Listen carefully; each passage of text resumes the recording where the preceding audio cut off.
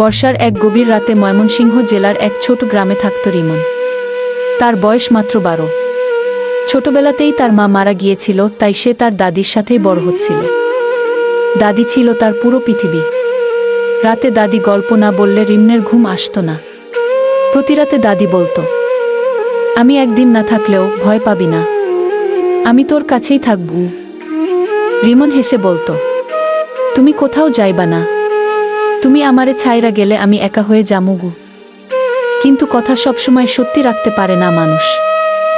এক শীতের সকালে দাদি হঠাৎ অসুস্থ হয়ে মারা গেল। বাড়িটা নিঃশব্দ হয়ে গেল। উঠানের আমগাছ, বাঁশঝাড় সব যেন চুপ হয়ে গেল। রিমন কারো সাথে কথা বলতো না। রাতে একা ঘুমাতে গিয়ে শুধু কাঁদো, দাদির খাটটা খালি পড়ে থাকত।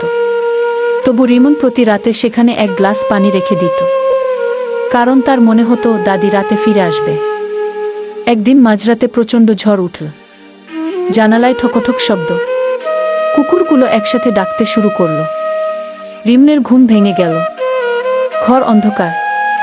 হঠাৎ সে শুনতে পেল খুব পরিচিত এক কণ্ঠ, রিমন, দরজা খোল। সে জমে গেল, গলা শুকিয়ে গেল। এই কণ্ঠ তো দাদির। আবার শব্দ এল একটু ধীরে, ভয় পাইস না, আমি এসেছি গু। রিমনের হাত কাঁপছিল। সে ধীরে ধীরে দরজা খুলল। বাইরে কেউ নেই, শুধু ঝড়, বৃষ্টি আর ভিজে উঠান। কিন্তু দরজার সামনে মাটিতে একটা ভেজা শাড়ির আঁচলের মতো কিছু পড়েছিল। সে তাকিয়ে থাকতেই হঠাৎ ঘরের ভেতর থেকে কাশির শব্দ এল। সে দৌড়ে ফিরে দেখল দাদির খাটে কেউ বসে আছে।